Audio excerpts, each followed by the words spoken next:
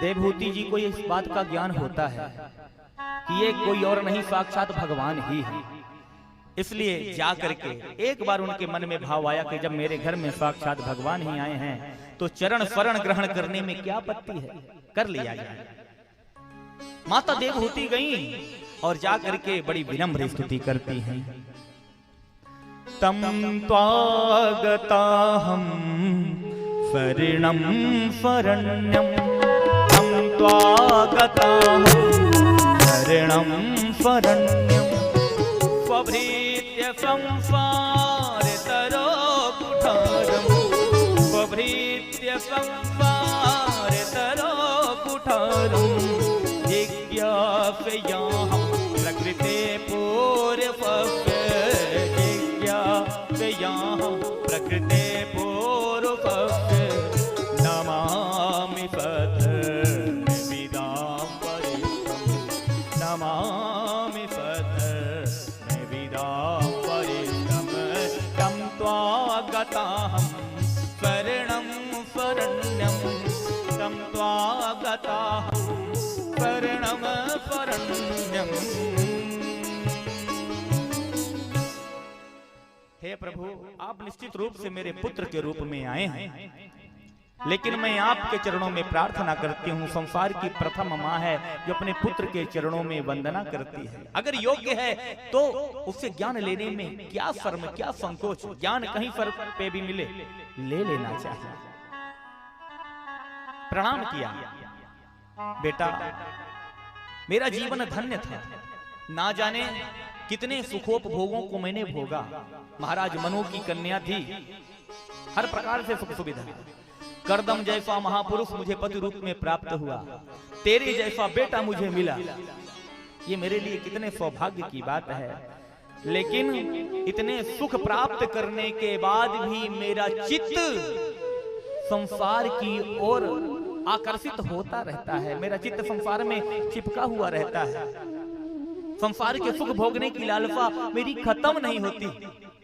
मेरा मन कुसंग की ओर ज्यादा भटकता है। बेटा बता मैं क्या करूं। कपिल भगवान ने कहा, मां ये सब चित्त की गड़बड़ी है। चित्त इस फटिक मणि की तरह होता है। इस फटिक मणि होती है ना, सफेद होती है, उसका अपना कोई आकार नहीं होता।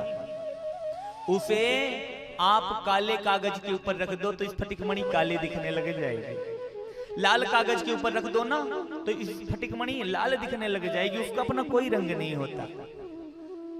ऐसे ही ये मन जो है ना, इसका अपना कोई रंग नहीं होता। इसको जैसे संग में, जैसे माहौल में रखा जाता है, ये मन वैसा ही बन जाता है। महाराज आप रीवा में रेडियो खरीदें, रेडियो आप रीवा में खरीदें, लेकिन दिल्ली में जाएंगे तो वहीं का सिग्नल पकड़ेगा, रीवा का नहीं पकड़ता। भोपाल जाएंगे तो भोपाल का सिग्नल पकड़ेगा, बंबई जाओगे बंबई का सिग्नल पकड़ेगा। आप सोचोगे भाई रीवा वाला आकाशवाणी क्यों नहीं आ रहा, आएगा ही नहीं। आपने उसको वैसा माहौल ही नहीं दे रखा।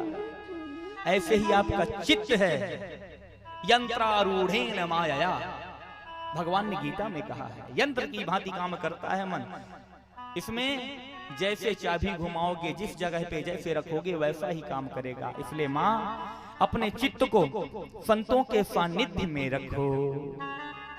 चेता खल्वस्य बंधाय मुक्तये चात्मनो मतम, गुणेषु सक्तं बंधाय रतम वा पुंसि मोक्तये। मैया कुसंग में रहने पर यह बुद्धि यह समझ लेती है कि माया ने मुझे पकड़ लिया, तो माया उसे पकड़ लेती है। मन ने यह समझ लिया कि माया ने मुझे छोड़ दिया, तो माया ने छोड़ दिया। दरअसल हम ही नहीं छोड़ पाते माया को, माया ने तो हमें छोड़ रखा है। बंदर को पकड़ने की एक कला हुआ करती थी पहले। वृंदावन में बहुत बंदर है। जब किसी को बंदर पकड़ना होता था, वैसे बंदर को पकड़ना ही नादानी की बात है, क्या काम का, लेकिन फिर भी अगर किसी को पकड़ना होता था तो क्या करते थे, सुराही लेते थे, सुराही में चने के दाने डाल देते थे, बंदर उसमें अपना हाथ डालता और चना पकड़ करके खींचता। जब उसकी मुट्ठी में चना भर जाता तो सुराही की गर्दन सकरी होने की वजह से उसका हाथ नहीं निकलता। उसने वह यह सोचता कि सुराही ने मुझे पकड़े रखा है। अरे भैया, सुराही ने तुझे नहीं पकड़े रखा है, तूने ही चने को पकड़े रखा है। चने को छोड़ेगा और सुराही तुझे छोड़ देगी। एक जगह की बात है कि एक गधे का व्यापारी गधे बेचने के लिए जा रहा था। मार्ग में एक गधे की रस्सी गुम गई। बेचारा परेशान के सारे गधे तो मैंने बांध दिए, एक गधा मैं कहां बांधने जाऊं। एक संत मिले, बोले क्या बात है भाई, बहुत परेशान हो, क्या समस्या है? बोले महाराज और तो सारे गधों की रस्सी है, गधे की रस्सी मेरी गुम गई। बोले भैया, गधे के लिए रस्सी ढूंढने की क्या आवश्यकता, गधा तो गधा ही होता है।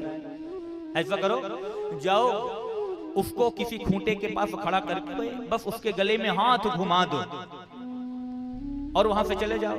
फिर देखो, अब तो महाराज गधे का रोज का अभ्यास था कि इस तरह से मुझे व्यापारी बांधता है। उसने वो गया और जाकर के हाथ घुमाया, बांधा वादा कुछ नहीं, रस्सी नहीं थी, क्या बांधेगा। लेकिन उस गधे ने यह मान लिया कि मैं बंध चुका हूं। दूसरे दिन जब गधों को खोलना हुआ, सारे गधों को खोल दिया लेकिन उसको नहीं खोला। बधा ही नहीं था तो खोलना क्या था।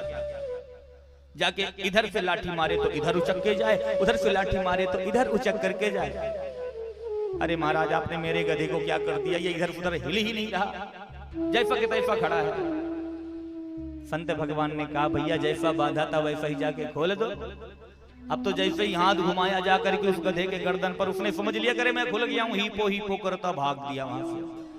तो क्या गधा बधा हुआ था? बधा हुआ नहीं था। उसने मान रखा है कि मैं बधा हुआ हूं, इसलिए माया ने पकड़ रखा है, बांध रखा है। माया ने नहीं पकड़ रखा, हम स्वयं ने ही माया को हमने पकड़ रखा है। कहते बेटा, मैया अगर आप इस बंधन से मुक्त होना चाहती हो तो संतों का संग करो, क्योंकि अगर संतों का संग करोगी तो वैसा रंग चढ़ता चला जाएगा, फिर माया देवी पास में नहीं आएंगी।